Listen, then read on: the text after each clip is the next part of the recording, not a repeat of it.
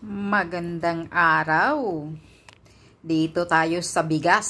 Bigas na investigasyon ng mga Congress ginisa ni Congressman Hataman, si Yusik Sebastian, about sa pangako ni BBM noon na magiging 20 pesos na daw ang kilo ng bigas. Yun, kasi sinungaling, mambubudod. Oh, yan. Nagisa ang mga pasikot-sikot na mga sagot ni Yusik Sebastian. Pakinggan nyo ang sinasabi ni Congressman Hataman dito. As we import other types of rice, kasi even exporting countries, Mr. Chair, they also import. But it will be a business lagi na sa ano ninyo, utak. Higher sufficiency level. Some of our growers may want to go to export or high quality rice, wherein we may want to buy the cheaper type of rice also from other countries. So magkaganon yan, Mr. Chair. We have to look at it at the business side, not just a sufficiency level, Mr. Chair. And does it mean, Mr. Chair, pagdating ng self-sufficiency level natin, maabot na rin natin yung 20 pesos na campaign promise ng ating Pangulo? Mr. Chair, that is a market that will be market based. Nautal-utal si Sebastian. If we are able, for example, Mr. Chair, to improve our value chain and reduce the costing, like if the post-harvest ano ba talaga cost, instead of the computation that we are now using for every kilo of palay, the rate, the wholesale is supposed to be ×2. If we can reduce that to 1.5, and then we can also reduce the cost of production, Mr. Chair, not 20, but at least we can maintain a lower price that is affordable. Not 20, kasi pambubudo lang yung 20 yung sinasabi ni BBM noon. Mr. Chair, very relative kasi yung affordable eh. Siguro yung 20, Mr. Chair, medyo mahirap, Mr. Chair. Target price, ang pino-point out ko lang, Mr. Chair, siyempre pag nagpaplano ang DA dapat, kino-consider ang presyo. Sabihin yung self-sufficient, pero 70 pesos naman or 100 pesos ang presyo.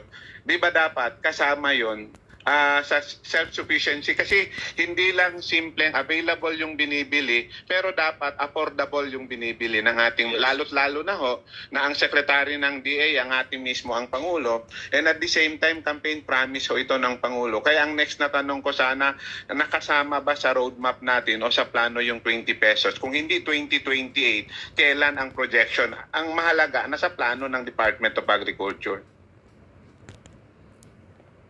As the President has also rightly expressed, Mr. Chair, we would like to make sure that our farmers will benefit from any agricultural development that we will have. That means we have to ensure that they have a good income, Mr. Chair. So that is also our main objective. Mr. Chair, he doesn't reply to my question. Ang tanong ko ho, kung kasama sa plano. Pasikot-sikot. Kung hindi kasama sa plano, ba't hindi natin sabihin ngayon na hindi kasama sa plano?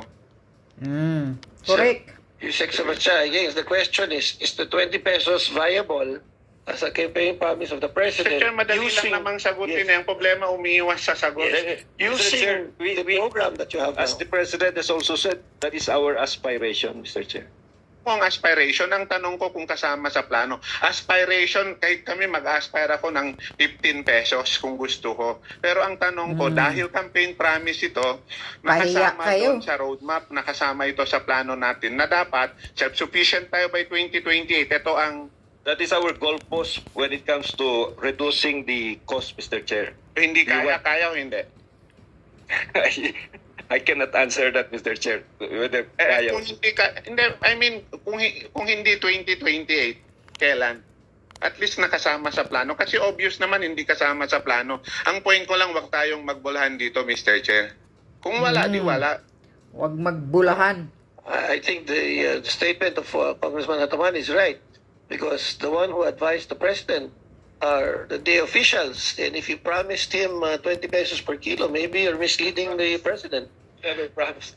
That's why is your plan to make rice of self-sufficiency, I'm just rephrasing the questions, this plan of yours, and then we're funding it, will this mitigate at least at what percentage or price can we go? Is it 25, 30 pesos when we are self-sufficient?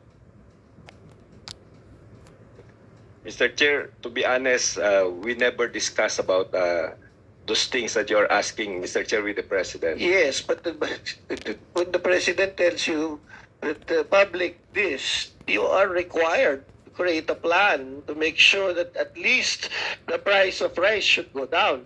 Has already been explained by our chairperson. And the Speaker has already identified a couple of sources, even going himself to other countries like Vietnam to secure our buffer stock, all of this. So please include this in your plan so that you can answer our Congressman Hataman. Congressman Hataman, is it? Congressman Mujib? Congressman Mujib Hataman? So, walang sagot doon, Mr. Chair. So, Mr. Chair, hindi kasama sa plano yung pagbaba ng presyo ng bigas by 2028? Reduction, that is included, but not the 20 pesos, Mr. Chair. Ano yung target natin na price by 2028? Boss, Mr. Chair, pwede nyo namang sabihin kung hindi kasama, pati kasama para matapos ang usapan. Mas mahirap yung magpupulahan tayo dito. Can I ask our economist, because Mr. Chair, there are so many factors that I do not know, Mr. Sir, considering that, there are so many factors. Ma'am, excuse me, ma'am. Hindi mo kailangan gamitan ng economics sa akin. Napakasimple lang po ng tanong ko. Ang tanong ko, dahil nagplano ang DA ng self-sufficiency plan program ng rice, kasama ba yung pagbaba ng presyo? Huwag ng 20, huwag nating... kasama po yung pagbaba. Kung kasama yung pagbaba, galing mo, nanay. Para lang matapos ang tanong. Kasi nga, hindi, kasama po yung pagbaba. Opo.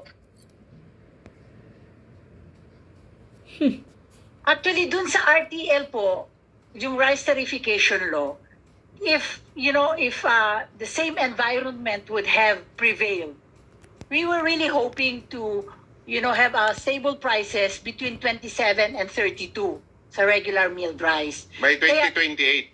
Opo. But actually, all things being the same. Diba? All things being the same. Kaya lang, napaka-volatile po kasi ang environment. So, kaya napakahirap pong Ma'am, alam naman natin pag nagpaplano, gagamitan natin ng SWOT eh. Kino-consider natin yung external pati internal factor. Yes po. At least maintindihan natin. Ang punto ko lang naman kung kasama sa plano. Kasama naman po. Yun lang naman eh. Kung kasama sa plano, between 27 to 30, between 27 to 30, yun yung target natin by 2028. Opo. 50 pesos lang naman pwedeng sabihin, hindi namin matarget by 2028 pero kaya namin by 2040. Tama. Thank you. Oh my God. She has answered. Are you satisfied? So, yan. Tingnan nyo. Pahiya ang mga yusik ni BBM sa Department of Agriculture. Kasi talagang wala silang balak na gagawin yung pangako ni BBM na gawing 20 pesos ang kilo ng bigas. Tama si Congressman Hataman, wag na tayong magbulahan dito. Pagdating ng 2028, bago pa daw pag-usapan yung 20 ang bawat kilo ng bigas. Grabing gobyerno to. Gusto pang magpasikot-sikot. Kakahiya kayo. Lamlamin nyo na yung bigas nyo dyan. Kasi ang gusto lang talaga ninyo, mag-import para kayo may makamkam. Ganon ang gobyernong ito.